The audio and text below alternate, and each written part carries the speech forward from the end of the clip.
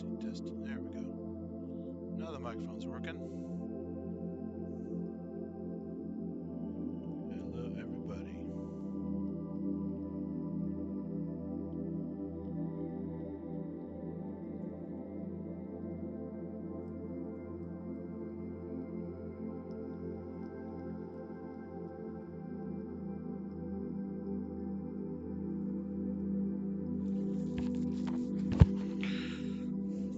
Balance is off. Let me fix that. Yeah, I was just screwing out the telescope tonight for a while without a stream just because I got a new Barlow lens to try and improve images without too many extra optics in the chain. And apparently I bought a cheap Barlow lens because picture quality is not so great. So I'm back to prime focus, camera hooked right to the telescope, using digital zoom to augment my images for now. I'm going to have to save up and buy a better Barlow. I already know which one to get. I just was trying to outsmart having to spend more money on a better one. It was a pretty cheap one on sale. I thought I'll give it a shot because it was a lean month, and I said, well, I can get that and just toy with it. But the weather's been bad for almost a month, so I haven't had a chance to even try it out. So this whole time I was sitting on this thing and it didn't really work very well.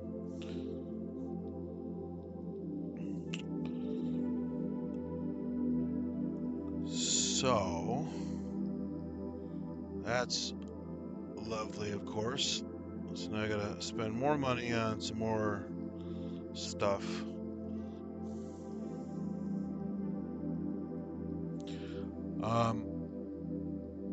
There's some moisture in there. There's some clouds forming now, so I wasn't really planning on doing a long quality stream. Certainly no deep sky objects because I've already got a nice little rainbow halo around the moon because it's got some moisture in the air.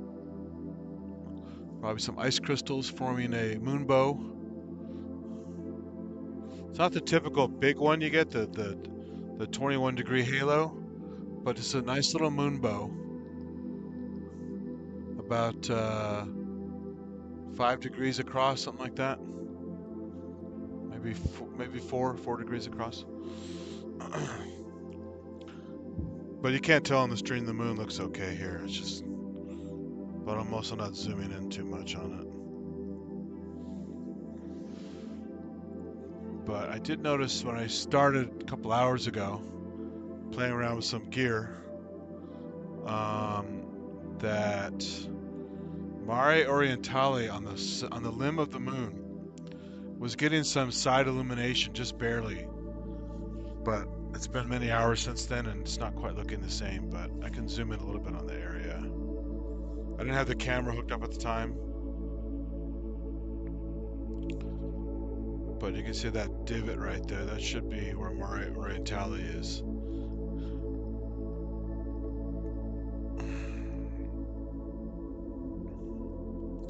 It was like some probably earth shine hitting it because it's in some shadow right now. But my eye was picking it up in the eyepiece. But I don't know why this isn't getting it. I could probably adjust this a little bit and see if it picks up the earth shine a little bit. I'll just overexpose. There you go. There's a little bit of it there. Have to overexpose the moon to see it.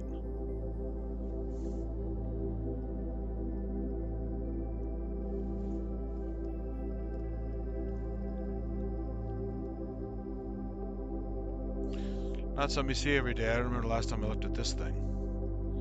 But it mainly caught my eye because it was like a chunk taken out, and then there was some really nice earth shine that was bouncing back to my eye. So that was kind of cool.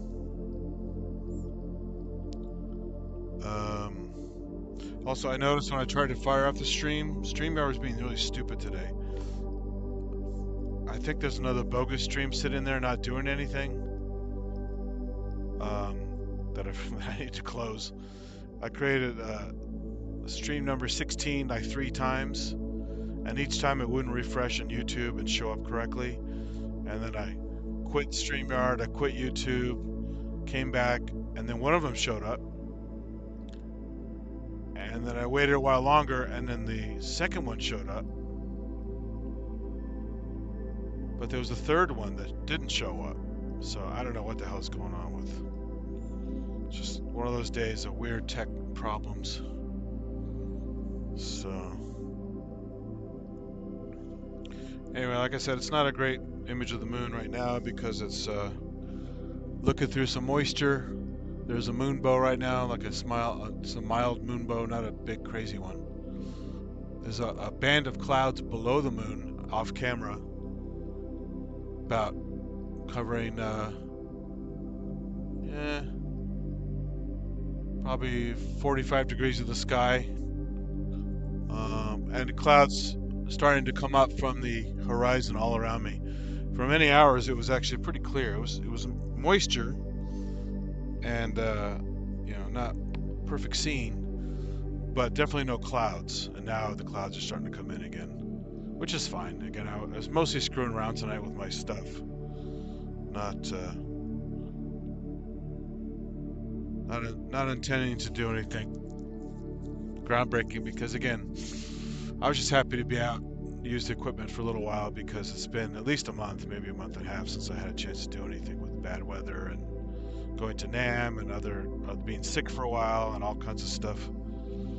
So I'm still coughing a little bit, but not that much.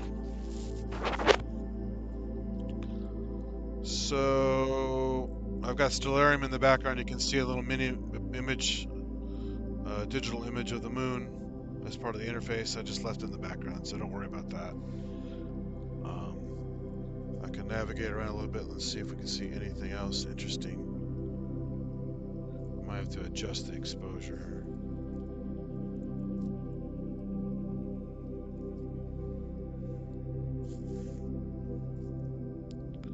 Let's go. Whoa, not wrong way, wrong way. See if we can see anything interesting. Some nice bright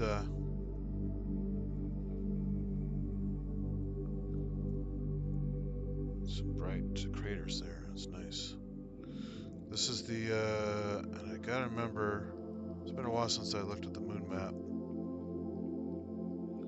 But if I remember correctly, the three bright craters there forming in basically a right triangle, Copernicus, Aristarchus, and Kepler. And I think Aristarchus is the bright one, but I'm not sure. I need to get my moon chart out. Again, I wasn't planning on doing that tonight, just playing with a couple accessories I got for the scope, including the cheaper Barlow. So far that's not working out so well. But the other adapter I got, it was this is Y adapter to mount my finder scope and my little Telrad laser thingy, both at the same time on my scope. It's a little Y adapter for the shoe mount. So that's kind of nice. Nice metal, sturdy, spaced out properly so they don't you can still get to it from either angle and they're not too close together. And so that was a success. I'm happy with that. I also got a second telescope battery on sale. So if I do have a long session one night, like a really long session, I could go for 5-6 hours if I wanted to. I think I can get about 3-4 hours out of this single battery. I haven't pushed it all the way yet, but it's nice to have another one of the same. And these are clever batteries. They're basically inverter batteries sold by Orion Telescopes. So they've got enough juice to power the power supply for the clock drive, which is AC based. I mean, it's AC to DC, but it's an AC plug. And so I can plug the AC right into this inverter power bank. And so far I've gotten, every show you've seen so far has been done with this thing on one of these batteries for about 4 hours or so. or close to that. I think I had one that was almost 5 hours one night. I was going a little crazy. And that's even when it's been cold, so the batteries are still running pretty well even in the cold. But now I have a second battery exactly the same, so if I want to go crazy or it's even colder than usual and the batteries are getting sapped, I can still have power for the night, potentially. If I keep the bag in a warm bag or sweatshirt around or something like that. Keep the camera thermally protected so it doesn't discharge. Anyway, so what else we got here? Let's just go around the moon a little bit before I pack it in.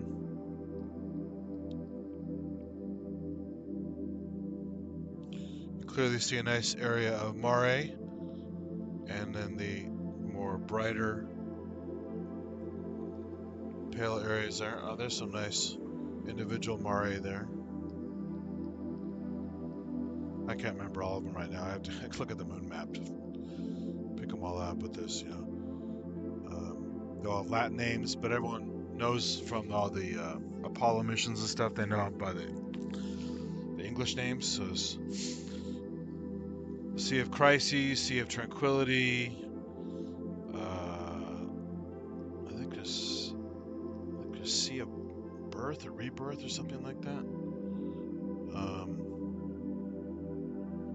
But it's like, Mare Crisium, Mare Tranquillitatis. That's why Mare Orientale, I said earlier, that's the Latin name of it.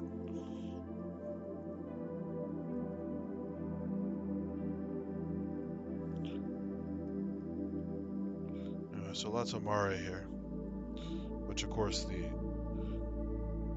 ancients thought they were oceans on another planet, basically, before they understood what a moon really was. There's that chunk sticking out again. That's pretty cool down there.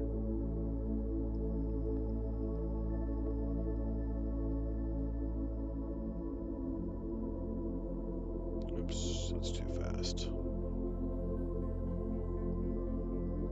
Sorry, getting my coordinates backward here.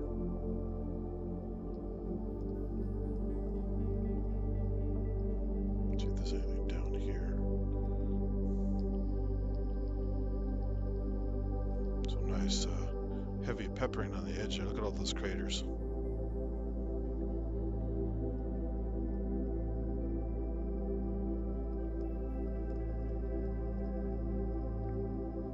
There's Tycho. You can't miss Tycho. A huge crater with massive rays going in all directions. That was a massive impact at one point. It's kind of center, it's left of center down toward the bottom. I'm trying to orient it better. There it is right there. Tycho. If I do a slight adjustment, it might better contrast. You can see some of the rays there in all directions.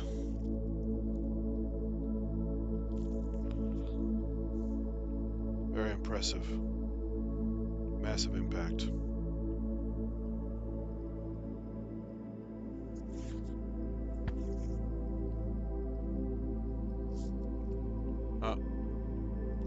They got the wind tunnel going again. I guess I can't wait till it's a normal time of the morning. The NASA Ames wind tunnel is about a mile and a half from here, something like that. So, sounds like we're being invaded, but it's just a wind tunnel. I can imagine living by there. There are some offices for a while used by Google that I got a tour of a while back. I got some pictures. I don't know if I ever posted those. But I had a nice lunch there and a tour with a friend of a friend. And it was just temporary use stuff owned by NASA, used by Google for several months until they built the new facility over in Sunnyvale, which is really fancy. I should walk by there one day and do a little walking tour. on my synthetic channel, like I do on my little tours and stuff. You guys can check that out. But yeah, it's kind of crazy with the wind tunnel stuff. Always noisy. You either get like jets flying out of Moffett Field, whooshing by, all that stuff, or you get the damn wind tunnel going off. That's pretty cool. There you can, when I turn down the contrast, or the shutter speed, you can really see all the bright craters there popping out of the background. So one night I'll sit with a little moon map, and I'll give you guys a quick tour. Point at them, zoom at it when it's clear, better image. Point out the mare stuff. The goal of my next few streams is to show more deep sky stuff. I'm noticing right now that Virgo is basically, the moon is right by Virgo right now, and it's kind of a bummer because the moon would totally wash out all the good stuff that's faint. Also the clouds and the moisture in the air, it's a whole bad combination. But I'm looking at Spica, which is the brightest star in Virgo right now, and my mouth is watering because there's some amazing galaxies, and there's the Virgo supercluster, and there's just some, and south of there's some really cool objects. One of my favorites called the Sombrero Galaxy, M104, and it's one of those galaxies like the Andromeda Galaxy where in the scope it looks just like a photograph. You're not guessing like, I'm not sure what I see. It looks like a fuzzy patch, whatever. No, you're seeing the overall edge-on spiral galaxy with a bulge. You're seeing dust lane. It's really, really cool. Looks like a little hat on its edge. So I can't wait to start doing that on the stream, because I looked at it visually a long time ago, many, many, many times, but never bothered trying to take pictures of it, and certainly never did any kind of live stream stuff with it. So I'm looking forward to that. That'll be really nice. Clouds are coming in big time now. If I wait another 20 minutes, the moon's going to be covered with clouds. So I'm going to go ahead and call it there. So no one had a chance to join. Everyone's probably asleep or busy or whatever. But I'll leave you with this nice shot of the moon on the way out. So quick and dirty. Like I said, I was mostly playing with my scope tonight. Not intending to do a great stream because the weather's still kind of shit. And I'm bummed that my Barlow isn't working so well, because I could have had a much closer image of the moon without using digital zoom. So I'll get my next purchase will be a proper Barlow. We'll figure it out from there.